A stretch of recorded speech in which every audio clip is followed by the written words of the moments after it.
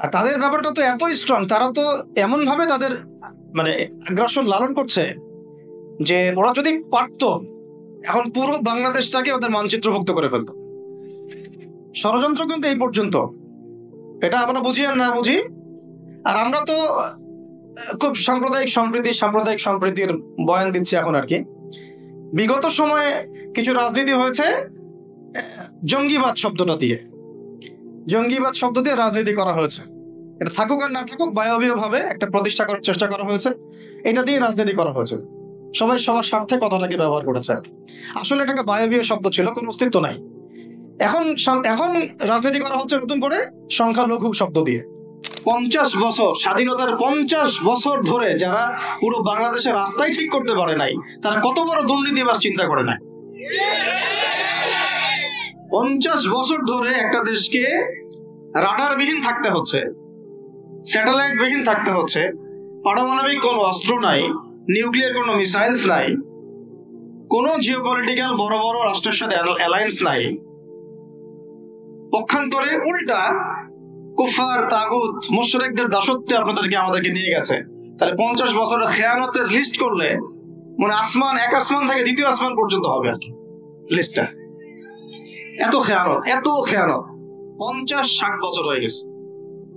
এখনো যে বিষয়গুলো নিয়ে আমাদের কথা বলতে হচ্ছে, এটাই হচ্ছে সবচেয়ে লজ্জার। এই বিগত স্বাধীনতার 50 বছরে আমাদের এমন একটা জেনারেশন রেডিমেড পাওয়া উচিত ছিল, যাদের ঘরে ঘরে আলেম, ঘরে ঘরে হাফেজ।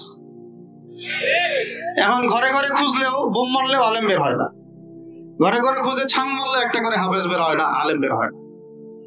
ঘরে ঘরে ছান মারলে যে কোনো একটা টিকটকার ঠিকই বের হয়। এই বাস্তবতা আর আমাদের স্বপ্নের মধ্যে আসমান জমিন পার্থক্য আছে। এগুলো হাসির কোনো বিষয় না, এটা হচ্ছে বাস্তবতা। মানে পুরা প্রাইমারি স্কুল থেকে শুরু করে প্রাইমারি স্কুলের শিক্ষক, প্রাইমারি স্কুলের টিচার এবং স্টুডেন্ট, হাই স্কুলের টিচার, অনার্সের স্টুডেন্ট, অনার্সের টিচার, মাস্টার্সের স্টুডেন্ট, মাস্টার্সের টিচার, তারপরে বিবিএ, এমবিএ, তারপরে আপনার প্রাইভেট ইউনিভার্সিটি ইত্যাদি ইত্যাদি, ইভেন বিসিএস সেক্টর, শিক্ষা কমিশন, এমপি, মন্ত্রী, পার্লামেন্ট, সবগুলোকে যদি একটা জায়গায় আপনি বসান, সবাইকে 15-16 কোটি মানুষকে একটা জায়গায় বসান, দেখবেন যে এদের 90% কোরআন তেলাওয়াতি করতে পারে। 50 বছর হয়ে গেছে স্বাধীনতা।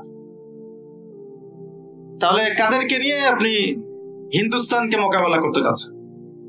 কাদেরকে নিয়ে আপনি যে রামবাম, প্রগতিশীল এবং এই ইসকনকে মোকাবেলা করতে চাচ্ছেন? কাদেরকে নিয়ে? আবেগ দিয়ে তো হবে না। আর তাদের ব্যাপারটা তো এত স্ট্রং, তারা তো এমন ভাবে তাদের মানে আগ্রাসন লালন করছে যে ওরা যদি পারতো এখন পুরো বাংলাদেশটাকে ওদের মানচিত্রভুক্ত করে ফেলতো। ষড়যন্ত্র কিন্তু এই পর্যন্ত, এটা আমরা বুঝি আর না বুঝি। আর আমরা তো খুব সাম্প্রদায়িক সম্প্রীতির বয়ান দিচ্ছি এখন আর কি। বিগত সময়ে কিছু রাজনীতি হয়েছে জঙ্গিবাদ শব্দ দিয়ে রাজনীতি করা হয়েছে।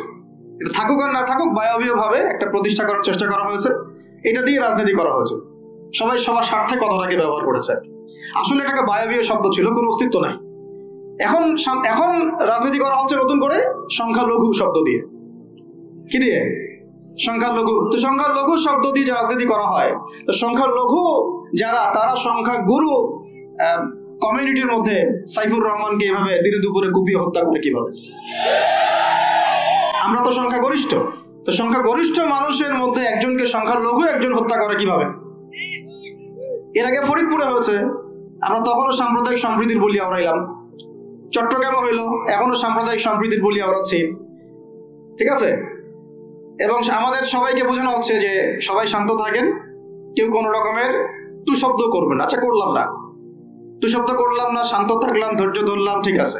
এরপরে যদি আরো 10 জনকে মারা হয়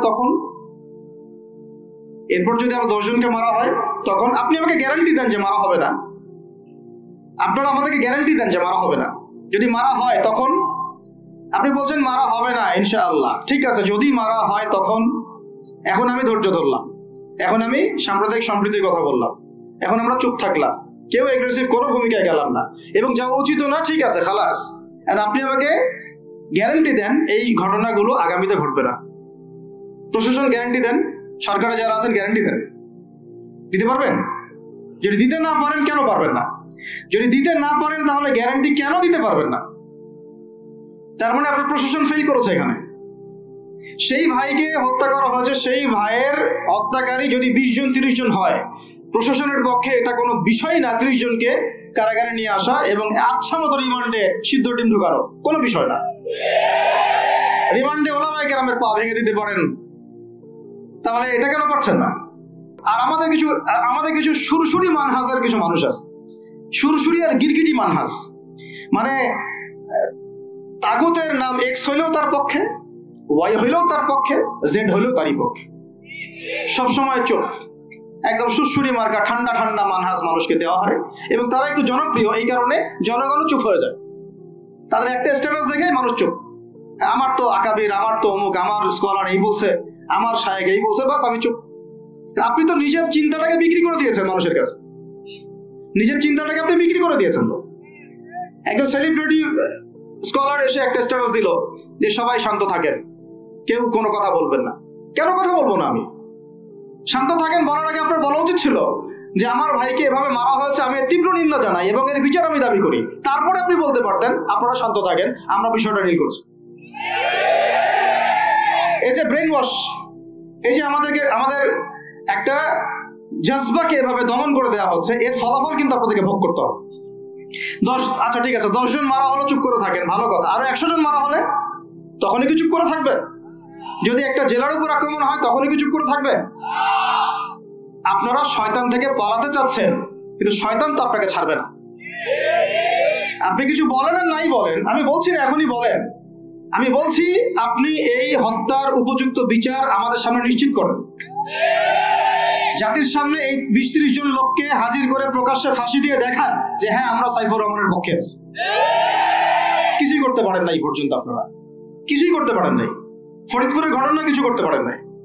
এরকম ঘটনা বিচ্ছিন্ন না, এরকম ঘটনা বাংলাদেশের লাস্ট 5 বছরে এবং বিগত 15 বছরে অনেকগুলো হয়েছে। কিছু ঘটনা আমরা জেনেছি, কিছু ঘটনা আমরা জানি না, বেশিরভাগই আমরা জানি না। তো এই যে সমস্যাগুলো আমি সিরাত থেকে কেন বলছি, কারণ সিরাতে আপনাকে এগুলো সমাধান দিবে। আর এই বিষয়টা আমাকে খুব পীড়া দিচ্ছে ভিতর থেকে, যেটা আমাদের আচরণ, আমরা যে এত বেশি মানে দাসত্বের একটা ইয়াতে চলে আসছি, মেজাজটা আমাদের দাসত্বের মতো চলে আসছে। আমরা শত্রুর চোখে চোখ রেখে কথাই বলতে পারি না। শত্রুর চোখে চোখ রেখে কথা না বললে তো সে আমাকে দাম দিবে না। কই, সে তো চায়নার সাথে এসব ডিল করতে পারে না, সে তো ইভেন পাকিস্তানের সাথেও তো পারে না। পাকিস্তানে কি খুব মুসলিমদের ঐক্য আছে নাকি? না, নাই তো। ওর ইন্টারনাল অবস্থা তো আমাদের চেয়ে অনেক সময় খারাপ। কয়েকটা পারমাণবিক বোম আছে, এই কারণে তার দিকে তাকাতে পারে না। স্বাধীনতার 50 বছরে কয়টা মিসাইল তৈরি করলেন? একটাও তো তৈরি করার ফিকির করলেন না। তাহলে বিগত 50 বছরের ইতিহাস যদি আমরা ঘাটি, তাহলে দেখবো যে যত রকমের মানব রচিত তন্ত্রমন্ত্র আছে, এই তথাকথিত গণতন্ত্রই বলেন, আর এই জাতীয়তাবাদের কথাই বলেন, আর এই তথাকথিত ধর্মনিরপেক্ষতাবাদ, আর এই কমিউনিজম যা আছে সব ফেল করেছে। পশ্চিমা সব মতবাদ এখানে এমন ভাবে ফেল করেছে যেটা ইতিহাসে বিরল। তাহলে একটা মাত্র পথ আপনাদের সামনে এখন খোলা আছে, যেই পথ দিয়ে এই সমস্ত সমস্যার সলিউশন আনা সম্ভব। সেই পথটাই হচ্ছে ওই যে লেখা আছে, সিরার আলোকে উম্মার সংকট নিরসন কর। ওই সিরাতের আলোকে যদি উম্মার সংকট নিরসন করতে না পারি, আর কোন রাস্তা আমাদের সামনে খোলা নাই।